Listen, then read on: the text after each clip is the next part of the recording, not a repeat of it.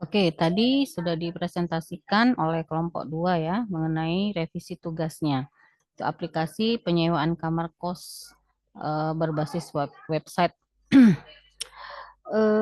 Setelah saya cek ya, aplikasinya itu yang pertama yang saya komentari adalah bahwa menyewa kamar itu kalau kamarnya sudah disewa, pada saat konsumen lain mau menyewa kamar yang sama, berarti harus ada validasinya.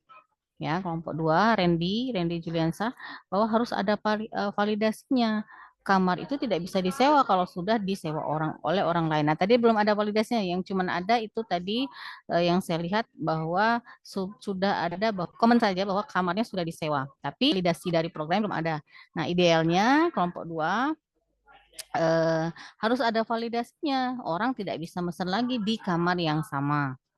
Ya, tadi juga sudah dicontohkan, sudah dijelaskan juga sama Randy mengenai bagaimana caranya, kemudian sampai dengan pembayarannya. Jadi dia 3 bulan, 6 bulan, dan 1 tahun ya. Oke, itu komentar yang saya lihat dari aplikasi yang dibuat. Oke, kemudian, nah ini tidak boleh main ya, perbaiki lagi. Kalau kan saya sudah buat template ya, buat templatenya, kemudian ukuran kertas segala macam sampai dengan bentuk hurufnya juga sudah saya buatkan. Tinggal kamu tulis aja halamannya halaman berapa ya untuk daftar pustaka ya. Oke.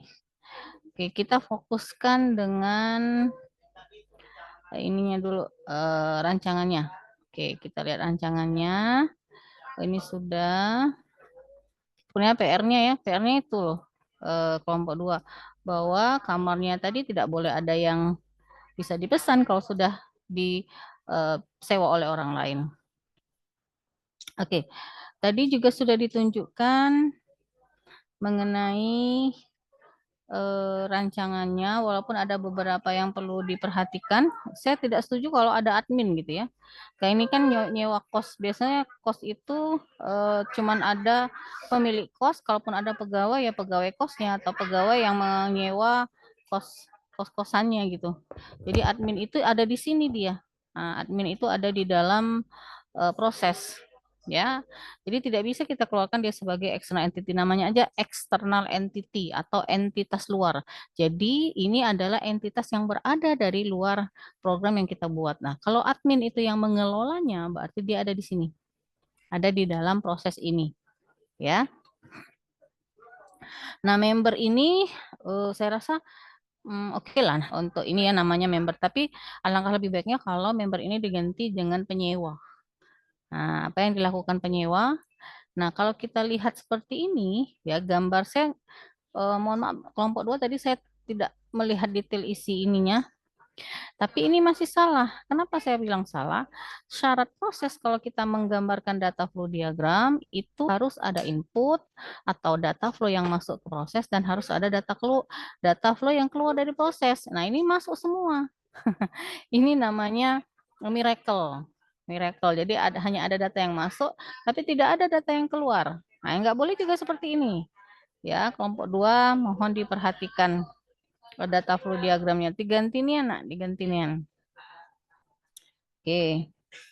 Oke, ada registrasi website. Enggak boleh. Website itu apa? Mungkin yang pertama registrasi, yang kedua adalah transaksinya atau transaksi pembayaran. Nah, sesuaikan ya dengan ada admin, berarti ini adalah penyewanya, melakukan registrasi, daftar dan login ini kata kerja, tidak boleh data dan login, tapi misalnya data penyewa, seperti itu boleh. Nah, ini nanti diganti, ini salah semua, ya. Nah, ini juga nih, proses cuman ada data yang masuk, baik, cuman nggak ada data yang keluar, nggak boleh seperti itu. Nah, ini tiba-tiba keluar owner, proses lagi simbolnya. Nah, ini salah semua ini. Jadi boleh aja prosesnya ada registrasi dan transaksi. Nah, konekkan dengan data store yang sudah kamu buat atau tabel yang ada di MySQL. Ya, DMD-nya diperbaiki lagi. Nah, data store-nya juga nggak ada di sini. Nah, tiba-tiba keluar IRD atau Entity Relationship Diagram.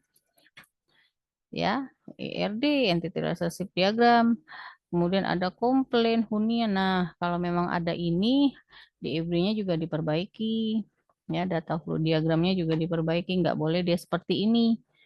Ya, sesuaikan dengan kalau kamu mau sesuaikan dengan program yang sudah kamu buat, berarti DFD-nya harus diperbaiki. Kalau IRD-nya udah sesuai, oke lah. Tapi kalau memang belum sesuai juga harus diperbaiki. Nah, ini kalau ini sudah sesuai, nah berarti sesuaikan aja. Jadi data store-nya sesuaikan dengan tabelnya. Ya, sesuaikan dengan tabelnya masing-masing. Nah, itu revisinya ya. Jadi revisinya, programnya sesuaikan dengan rancangannya. Atau kalau programnya udah jadi, udahlah sesuaikan aja rancangannya dengan program yang dibuat. Ya, oke. Saya rasa cukup. Silakan diperbaiki yang nantinya juga bakal Anda kumpulkan di e-learning pada menu revisi tugas kelompoknya ya.